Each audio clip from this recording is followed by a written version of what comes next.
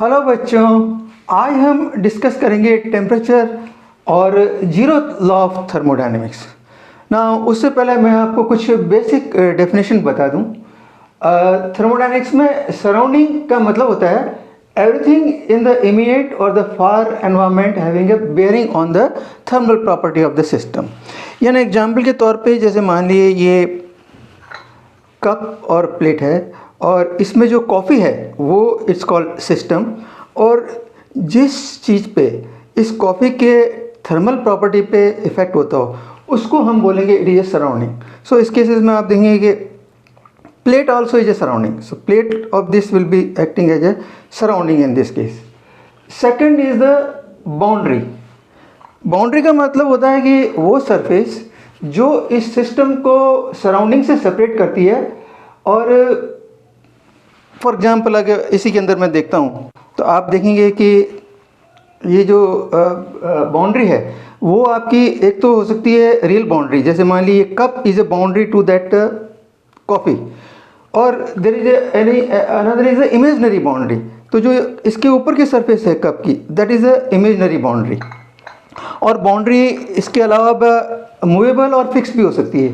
जैसे मान लीजिए ये एक सिस्टम है और सिलेंडर है, इसके अंदर अगर मैं पिस्टन लगा दूं तो आप देखेंगे कि वो पिस्टन अगर ऊपर नीचे मूव करेगा तो उसकी एक साइड की बाउंड्री मूव कर रही है। सो बाउंड्री कैन बी फिक्स्ड और it can be movable also. और इसके अलावा boundary can be of two types of nature. One is the adiabatic. Adiabatic wall या एडियाबैटिक बाउंड्री का मतलब होता है जिसमें हीट फ्लो को बहुत स्लोली अलाउ करती है। That means heat cannot transfer through that boundary और द वॉल इजीली, उसे बोलते हैं हम एडियाबैटिक वॉल। जैसे फॉर एग्जांपल आपका वुडन कोई बॉक्स है तो उसमें आप देखेंगे heat flow will not be easily across the boundary, so that is called the adiabatic boundary. और second is the boundary which is diathermal boundary. Diathermal मतलब जिसमें heat can easily flow across the boundary और the wall, so उसको हम बोलते हैं diathermal boundary. The next is the open system. Open system क्या है? It can exchange matter and energy both. जैसे मान लो यही एग्जांपल जो कॉफ़ी वाला था, अब इसके अंदर it can exchange energy also between the surrounding and the coffee, or it can exchange matter also in the form of a vapor. So that means that is an example of your open system. Or next is the closed system. Closed system can exchange energy only. Okay, it cannot exchange the matter. जैसे for example अगर ये है, इसके अंदर coffee है, now metal का ये jar है तो इसके अंदर energy can be exchange but that matter cannot come out, it cannot be exchange. So that is example of a closed system. The next is the isolated system. It can exchange neither energy nor matter. यानी इसमें ना तो energy exchange हो सकती है ना matter exchange हो सकता है। Now practically energy will be always exchanged to, but only thing is in such type of system rate will be very slow. Okay, so for example आप इसको जैसे मान लिए अगर थर्मल फ्लास्क है जिसके इनसाइड कॉफ़ी है, लेकिन अगर इसकी वॉल मान लिए between the two layer of wall अगर एयर है तो आपको इसको मोर और less will be, you can say this is an isolated system. So these are the basic definitions. Now we define the thermal contact. Now अभी जैसे मैंने describe किया था कि जो हीट एक्सचेंज है it depends lot on the this nature of the boundary. तो मान लीजिए अगर दो सिस्टम है, ये मान लीजिए दो बॉडी है और कंडीशन ये है कि बॉडी ए का टेम्परेचर अगर बॉडी बी के टेम्परेचर से ज़्यादा है और they are in a contact through a diathermic wall, यानी वो चाहे तो डायरेक्ट कॉन्टैक्ट में हो और चाहे वो मान लिए कोई अगर थर्मली कंडक्टिंग वायर से कनेक्ट हो, जैसे मैंने यहाँ दिखा रखा है, तो there will be heat flow.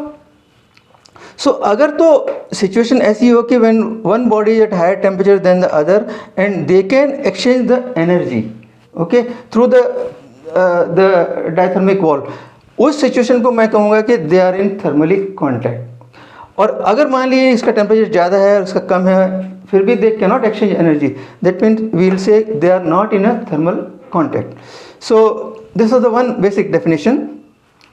Now next is we have to define what is thermal equilibrium. Now हम जानते हैं कि इक्विलिब्रियम का मतलब होता है कि जब हम किसी सिस्टम को सिंगल पैरामीटर वेरिएबल को सिंगल पैरामीटर असाइन कर सकें और वो पैरामीटर चेंज नहीं हो समय के साथ साथ। आपने देखा होगा कि मैकेनिक्स में इक्विलिब्रियम की क्या कंडीशन होती थी, जब नेट फोर्स और net torque on the object is zero. But यहाँ थोड़ी सी कंडीशन डिफरेंट है। यहाँ जो वेरिएबल को सिंगल पैरामीटर जो असाइन करते हैं वो होता है macroscopic parameter, like your pressure, like your volume, temperature और मास। तो अगर समय के साथ साथ वो प्रेशर, वॉल्यूम, मास, टेम्परेचर अगर नहीं वेरी होती हो तो मैं कहता हूँ कि वो system thermodynamics equilibrium. Okay, so that means मान लिए अगर ये कोई कंटेनर है, इसमें मान लिए एयर है और इस एयर के जो पैरामीटर्स चेंज नहीं हो रहे, दैट मीन्स इसके अराउंड द एडियाबेटिक वॉल है, तो आप देखेंगे कि जो इसके पैरामीटर हैं जो मैक्रोस्कोपिक वो चेंज नहीं होंगे। तो ऐसे सिस्टम को मैं कहूँगा कि it is under a thermodynamic equilibrium. और थर्मोडायनेमिक इक्विलिब्रियम की कंडीशंस कब होगी, जब system is under mechanical equilibrium, यानी इसमें कोई अनबैलेंस फोर्स नहीं लग रहा हो ताकि उसमें प्रेशर कांस्टेंट रहे, and system is under chemical equilibrium, यानी उसके अंदर कोई ऐसे केमिकल रिएक्शन नहीं हो रहा हो ताकि उसकी वजह से कोई मास चेंज नहीं हो रहा हो और वॉल्यूम चेंज नहीं हो रहा हो, and system is under thermal equilibrium, that means उसका टेम्परेचर कहीं चेंज नहीं हो रहा हो एंड इट रिमेन कांस्टेंट। तो अगर तो system is under mechanical, chemical and thermal equilibrium तो हम कहेंगे it is under a thermodynamic equilibrium. Now isolated system, तो जैसा मैंने कहा कि उसमें जनरली जब पैरामीटर्स चेंज नहीं होते हैं, लेकिन जब ये अभी हमने देखा, स्टडी किया कि depending upon the nature of the wall, अगर दो सिस्टम हैं और वो आपस में अगर डायथर्मिक वॉल से कनेक्ट हैं तो आप देखेंगे कि उनके पैरामीटर क्विकली चेंज होंगे और एक स्टेज पे आकर के स्टेबल हो जाएंगे, and there will be a heat exchange between the two system. और जब उनका पैरामीटर स्टेबल हो जाएंगे तो आप देखते हैं कि उनका हीट एक्सचेंज भी बंद हो जाता है। तो ऐसी सिचुएशन को when they are in thermal contact, जो मैंने अभी डिस्क्राइब किया था, और उसमें अगर हीट एक्सचेंज नहीं हो तो उस सिचुएशन को हम बोलते हैं कि they are under thermal equilibrium. ना ये जैसे मैं आपको एक्सप्लेन करता हूँ, मान लिए ये एक दो सिस्टम है ए और बी, और ये कोई दो अलग अलग गैसेस है, और इनिशियली इनके बीच के अंदर they are separated by a adiabatic wall, that means there is no the heat transfer between the two, जैसा कि अभी हमने डिस्क्राइब किया था। So initially their pressure, A के प्रेशर है पी ए और वॉल्यूम है वी ए, बी का है पी बी और V B. So they are under I would say thermodynamic equilibrium. और अब मैं इस एडियाबेटिक वॉल को रिप्लेस कर देता हूँ डाइथर्मल वॉल से, that means heat conducting wall से। तो हम क्या नोटिस करते हैं, quickly there will be heat transfer, जो हायर टेम्परेचर है उससे लोअर टेम्परेचर की तरफ heat will be transfer quickly, और क्विकली इसके कुछ पैरामीटर्स चेंज होंगे। जैसे मान लिए प्रेशर जो पी ए से पी ए डैश हो गया और पी बी से इसका प्रेशर है पी बी डैश हो गया, और इमीडिएटली जब वो heat flow through this wall अगर जब रुक जाता है तो आप देखेंगे कि ये पैरामीटर भी चेंज होना रुक जाते हैं और ये जो पैरामीटर है स्टेबल हो जाते हैं। और ऐसे कंडीशन हम देखेंगे कि there is a no heat exchange between the two. ऐसे सिचुएशन को हम बोलते हैं कि the A and B are in thermal equilibrium. Now अब आप इसको ज़रा स्टडी करिए कि जब वो आपने डाइथर्मिक वॉल लगाई तो क्विकली जैसे पैरामीटर चेंज हुए, heat was flowing from among this two, और वो हायर टेम्परेचर से लोअर टेम्परेचर की तरफ फ्लो कर रही थी।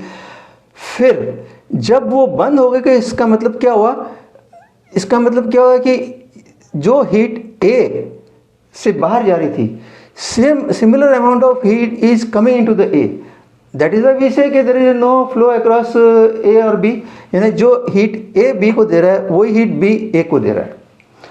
और ये कब पॉसिबल है, ये तब पॉसिबल है जब nature of that energy, heat energy दोनों सेम हो, जैसे एग्जांपल के लिए मैंने मान ली आपको बताया कि अगर मान ली 2 पर्सन है ए और बी, और इन दोनों के पास में 10-10 किलो ग्रेन है।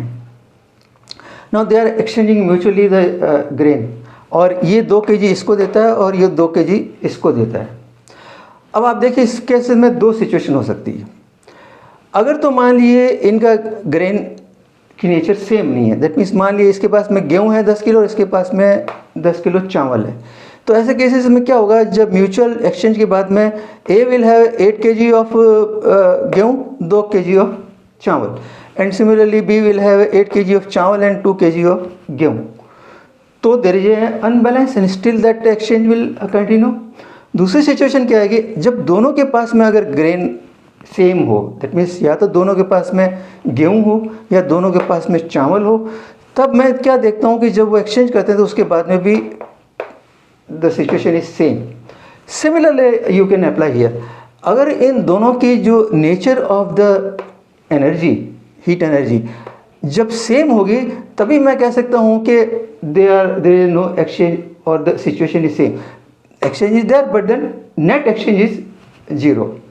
भले ही ये nature of this gas A का और बी का अलग अलग हो, यानी भले ही इसका एटॉमिक मास या इसकी हीट कैपेसिटी, बी की एटॉमिक मास और हीट कैपेसिटी अलग हो, लेकिन जो एनर्जी हीट एनर्जी है दोनों की, उसका नेचर सेम है। That's one important conclusion based on this example. So what I can से is all heat is of same kind, nature of the matter चाहे कोई भी हो। सो वो जब भी पॉसिबल है when the all heat is of the same kind of the system A and B.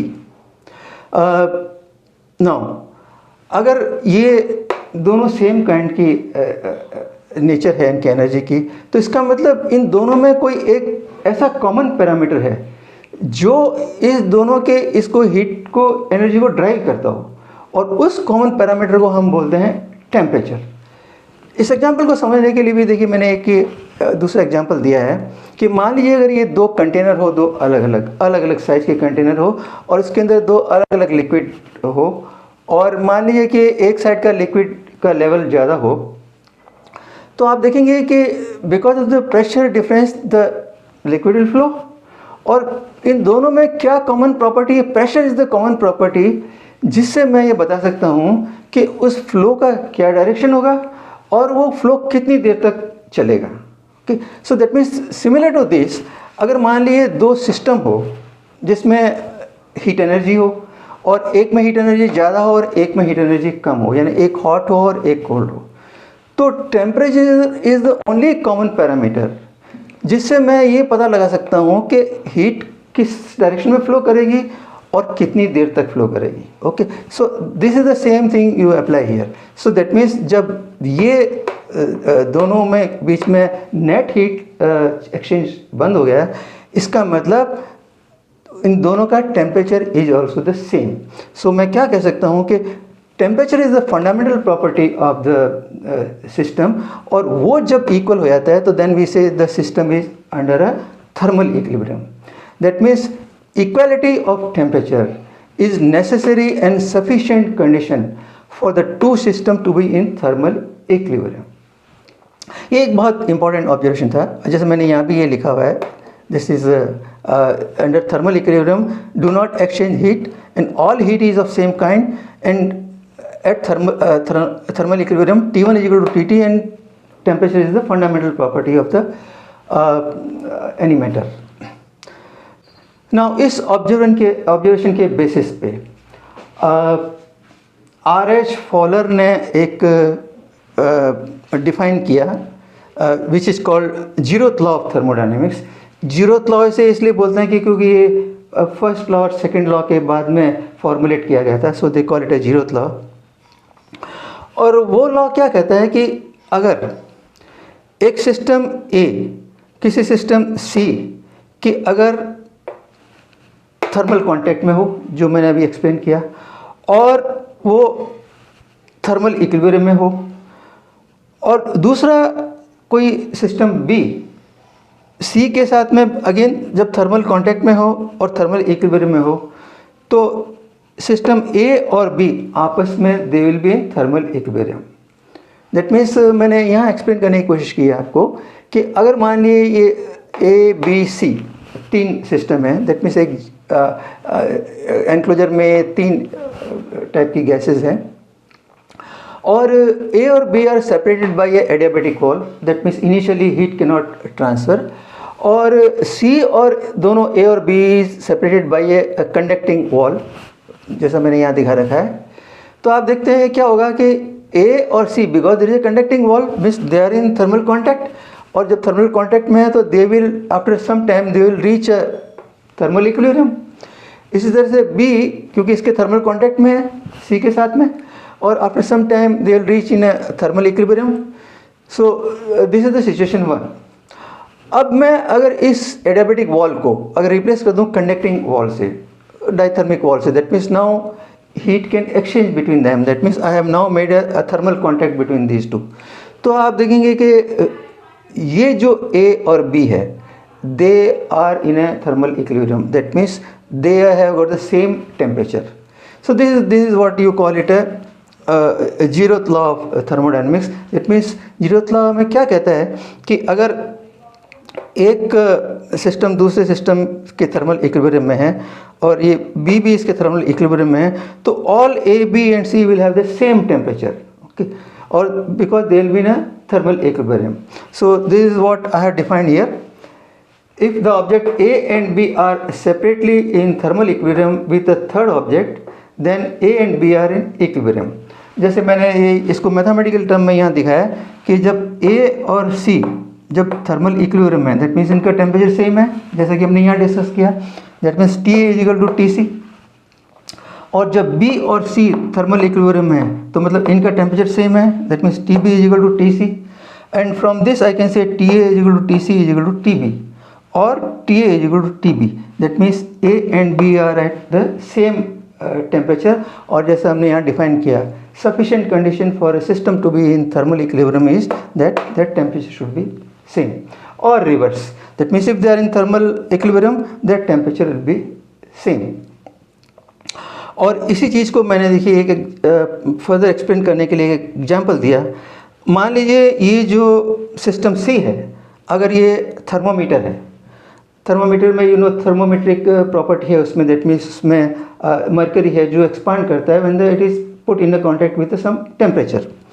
और वो मान लिए थर्मोमीटर मैंने एक सिस्टम एक थर्मल कॉन्टैक्ट में किया है, तो आप देखेंगे कि थोड़ी देर में पैरामीटर विल चेंज और they will come in a thermal equilibrium. उस टाइम आप देखेंगे कि the mercury will rise to some level, मान लिए some x centimetre it rise in that column.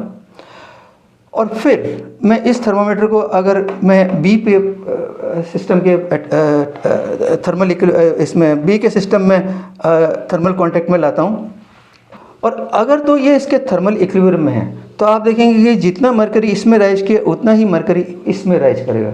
That means without touching them I can say by this कि इन दोनों का टेम्परेचर सेम होगा। अगर मैंने इसको स्केल में कन्वर्ट कर दिया तो आई कैन से दैट मान लीजिए ये अगर स्केल के अंदर 22.5 बता रहा है तो ये भी 22.5 बताएगा। और अगर वो थर्मल इक्विलिब्रियम में नहीं है, दैट मीन्स इसका मान लीजिए मरकरी कॉलम इसकी कॉलम से कम राइज होता है, तो without touching I can say that A is hotter than the B. So this is how from this definition I can define the temperature। और वो मैंने यहाँ लिखा है कि based on this zeroth law of thermodynamics how we can define temperature। Temperature measures the degree of hotness and coldness of the body। और ये वैसे आपको लगता है ट्रिवियल सिंपल है, ये तो लॉजिक है, लेकिन ऐसा नहीं है, because this observation is not applicable everywhere. मान लिया आप मैथमेटिक्स में देख लीजिए, मान लिया अगर मैं कहूँ कि A line is perpendicular to line B and B is perpendicular to C, but A is not perpendicular to C, so it is not that it is a universal thing। So this observation was absolutely an important thing, जिसके ऊपर आप देखेंगे actually जो law है first and second भी इसी के basis पे डेवलप किए गए। और ओनली ड्रॉबैक इसका और लिमिटेशन आई वुड से इज दिस के ये एक्चुअली टेम्परेचर को वैल्यू कितना असाइन करना ये इस लॉ से पता नहीं चलता है, law is silent about this. So that means हमें टेम्परेचर की स्केल बनानी पड़ेगी। अभी तो मैंने हाइट से आपको एक्सप्लेन किया है इसको, मरकरी के कॉलम की हाइट से। So that is the one limitation. So this was how I try to explain you कि थर्मल इक्विलिब्रियम, थर्मल कॉन्टैक्ट क्या होता है। और एक और है कि अभी हमने ये जो डिफाइन की थी टेम्परेचर की जो definition was based on zeroth law of thermodynamics. लेकिन जब हम आप पढ़ेंगे काइनेटिक थ्योरी ऑफ गैसेस, तो एक और तरीका टेम्परेचर को डिफाइन करने का, वो है based on the molecular kinetic energy. और उसमें क्या होता है कि we define temperature as a measure of the average molecular kinetic energy of gases. So मैंने कहा वो भी मैं यहाँ लिख दूँ ताकि आप you can differentiate between this to definitions. So this was all about the temperature and the zeroth law of thermodynamics. Now because जैसा कि मैंने कहा कि इस लॉ से हमें न्यूमेरिकल वैल्यू क्या असाइन करना है टेम्परेचर को वो पता नहीं लगता। That means we have to now find out the scale. So next we will learn about the temperature scale also. Now temperature की जो ऐसा यूनिट है वो है केल्विन। नाउ जनरली हम टेम्परेचर मेजर करने के लिए थर्मोमीटर यूज़ करते हैं। और थर्मोमीटर को जब आप किसी सिस्टम के साथ थर्मल कांटेक्ट में रखते हैं तो देखते हैं कि हीट ट्रांसफ़र होता है। और जब हीट ट्रांसफ़र होगा तो थोड़ी देर में आप देखेंगे कि वो थर्मल इक्विलिब्रियम आ जाएगा, और उस थर्मल इक्विलिब्रियम की पोजीशन में आप उसके सिस्टम के टेम्परेचर की रीडिंग पढ़ लेते हैं।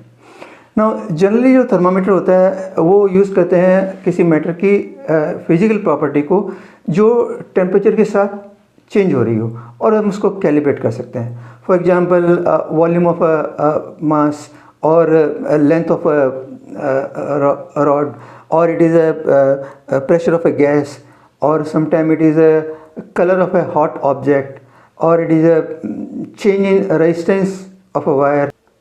सो these are the various parameter, physical parameter जो टेम्परेचर के साथ साथ चेंज होते हैं। नाउ जनरली आपने देखा होगा कि जो हम थर्मामीटर यूज़ करते हैं उसमें मरकरी का मास यूज होता है, क्योंकि मरकरी का जो वॉल्यूम है चेंज होता है with the change in the temperature. तो क्या करते हैं कि एक कैपिलरी के अंदर जब मैं अगर मरकरी लेता हूँ और उस कैपिलरी का क्रॉस सेक्शन अगर कांस्टेंट हो तो आप देखेंगे कि volume will be proportionate to the length of the column. तो जब मैं इस थर्मामीटर को या इस कैपिलरी को जब मैं थर्मल कांटेक्ट में रखूँगा किसी एनवायरनमेंट में या किसी बॉडी के साथ में या सिस्टम के साथ में, तो आप देखेंगे कि there will be thermal equilibrium and that mercury column will rise. So one such environment is a mixture of ice and water. जब वो थर्मल इक्विलिब्रियम में हो तो आप देखेंगे कि उसका temperature at 0 degree. So that is the one reading I can take it.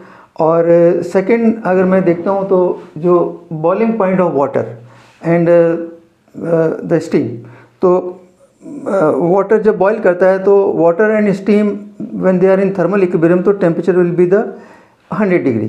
तो मैंने 2 मिनिमम और मैक्सिमम पॉइंट नोट कर लिए, और अब मैं इसको कैलिब्रेट कर सकता हूँ और I can make a scale. So that's the normal process use.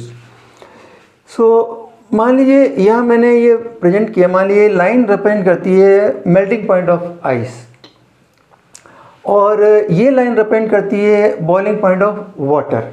Generally हम 3 स्केल यूज़ करते हैं, one is the centigrade, another is the Fahrenheit and third is the Kelvin. So मान लीजिए अगर ये मेल्टिंग पॉइंट ऑफ आइस है, ये line represent करती है, और ये boiling point of water represent करती है, और इसके बीच में ये मैंने शो किया हुआ है नंबर ऑफ स्टेप्स। तो जो हमारी सेंटीग्रेड स्केल है इसके अंदर melting point of ice is 0 degree, और जो boiling point of water is 100 degree. Similarly Fahrenheit scale में melting point of ice is 32 degree Fahrenheit, और जो boiling point of water is 212 degree Fahrenheit. और Kelvin scale में melting point of ice is 273, और जो boiling point of water is 373। Now इन दोनों maximum और मिनिमम के बीच में अगर मैं इसको नंबर ऑफ स्टेप्स निकालूं तो आप देखेंगे कि जो सेंटीग्रेड स्केल है देयर विल बी 100 स्टेप्स, और सिमिलरली अगर मैं फ़ारेनहाइट स्केल में देखूं तो आप देखेंगे कि देयर विल बी 180 स्टेप्स, और सिमिलरली मैं अगर केल्विन स्केल में देखूं तो there will be 100 steps, that means for each step there will be 1 degree temperature. अब कभी कभी हमारा रिक्वायरमेंट होता है कि आपको सेंटीग्रेड स्केल से फ़ारेनहाइट स्केल में टेम्परेचर कन्वर्ट करना है, तो मैं कैसे कन्वर्ट करूँगा? तो एक सिंपल फार्मूला है temperature scale melting point of ice in that scale divide by number of steps. तो ये जो रेशियो है will be the same for all the 3 scale. That means in centigrade scale, centigrade minus melting point of ice which is 0 divided by 100 number of steps will be equal to the Fahrenheit scale, temperature in the Fahrenheit scale, minus 32 which is the melting point of ice divided by 180 number of steps will be equal to the temperature in the Kelvin scale, minus 273 which is melting point of ice divided by number of steps। तो using this formula मैं किसी भी temperature को centigrade को Fahrenheit में, Fahrenheit को kelvin में या केल्विन को सेंटीग्रेड में आई कैन चेंज इट। सो आपको रटने की कोई ज़रूरत नहीं है, आपको सिर्फ ये फॉर्मूला ध्यान रखने की ज़रूरत है और रिमेंबर करने की ज़रूरत है that temperature scale minus melting point of ice divide by number of step will be same in this and any scale. तो ये तो हो गया टेम्परेचर को एक स्केल से दूसरे स्केल में चेंज करने का तरीका। अब कभी कभी होता है कि हमें एक स्केल में डिफरेंस इन टेम्परेचर दिया हुआ है और पूछा जाता है कि दूसरी स्केल में वो डिफरेंस इन टेम्परेचर क्या होगा। तो अब जैसे मान लीजिए ये मुझे पता है कि इसमें जो डिफरेंस इन टेम्परेचर कितना है, number of steps are 100, Kelvin में number of steps are 100, that means any change in centigrade scale will be same as the change in the Kelvin scale. So that means delta in centigrade scale will be equal to delta in Kelvin scale. So मान लीजिए अगर change इसमें centigrade scale में 100 degree है तो same change will be there in the Kelvin scale. अब रह गया क्वेश्चन फ़ारेनहाइट टू केल्विन। तो अब देखिए इसमें स्टेप्स है 180, that means for 100 steps of this are equal to 180 steps of this. That means मैं क्या कह सकता हूँ कि change in Fahrenheit scale will be equal to 1.8 times the change in the centigrade scale. तो अगर मुझे चेंज इन सेंटीग्रेड स्केल दिया है और फ़ारेनहाइट में पूछ रहे हैं तो मैं 1.8 से मल्टीप्लाई कर दूंगा। और अगर उल्टा हो, जैसे मान लीजिए मुझे फ़ारेनहाइट में दिया है चेंज इन फ़ारेनहाइट और चेंज इन सेंटीग्रेड स्केल पूछना है तो मैं 1.8 से डिवाइड कर दूंगा। सो ये तो हो गया इसमें चेंज देखने का। अब अगर मान लो मुझे फ़ारेनहाइट टू केल्विन देखना है तो क्योंकि मुझे पता है कि ये स्केल दोनों बराबर है, ये from this I can know कि these are same, so that means change in Fahrenheit scale will be also equal to 1.8 change in the Kelvin scale. So ये जो दो तरह के फॉर्मूले जो जनरली आपको टेम्परेचर कन्वर्जन में रिक्वायरमेंट हो सकता है। मैंने कुछ इधर न्यूमेरिकल भी लिखे हुए हैं just to clarify that. First is convert -25 degree centigrade to Fahrenheit scale. So मैं क्या यूज़ करूँगा? I will use the same concept. That means मुझे सेंटीग्रेड दिया हुआ है -25 जो टेम्परेचर दिया है, -0 डिग्री इसमें सेंटीग्रेड में जो melting point of ice divide by number of steps will be equal to Fahrenheit में टेम्परेचर -32 बाई 180 और unknown is only TF। I can find out the temperature in the Fahrenheit scale. So likewise कोई भी conversion आपको इसमें आ सकता है, you can use the same method. Second question कहता है the temperature difference inside and outside of a room on a cold day is 50 degree Fahrenheit. Express this difference in Celsius scale and Kelvin scale. Now same I will use this formula. अगर मुझे delta C निकालना है Celsius scale में, delta F by 1.8, so is simple 50 by 1.8 that means equal to the 27.8 degree centigrade. और क्योंकि मुझे पता है कि same applies in the Kelvin scale, so the same value will be there in the Kelvin scale. Third question कहता है a scientist invent a temperature scale on a different planet that water freezes at -70 degree S and boil at 300 degree S, where S stands for the different planets scale. Find equation that relate temperature in degree S in degree centigrade. So that means किसी different planet में, जैसे यहाँ kelvin में था, Fahrenheit में था, तो S के अंदर रिप्रेजेंट करता है वो स्केल को। सो सेम मेथड देखिए जो मैंने यहाँ एक्सप्लेन किया आपको। आप पहले निकाल लेंगे कि उस प्लानट में जो चेंज इन टेम्परेचर कितना है जो मैंने ये निकाला हुआ है, that means will be 300 minus -70 because -70 degree इसका melting point of ice. Okay, so that means this will be equal to 370. 370 is the number of steps आ गए. बस अब तो आपको ये फार्मूला यूज़ कर लिए, दैट मीन्स केल्विन में निकालना है तो TC minus 0 divide by 100 will be equal to TS जो न्यू स्केल है माइनस मेल्टिंग पॉइंट, ये माइनस आएगा, ये ध्यान रखना. Okay, divide by number of steps जो इस केस में 370 है, and you get the value of the temperature at the new planet in terms of TS will be equal to, the relation क्या हो गया 3.7 TC minus 70. So this is how you can just attempt the questions. So I close it here and my two advice as usual, आपको जो कुछ भी नई चीज़ नज़र आई है इस लेसन में आप वो नोट करिए and subscribe my channel. Thank you.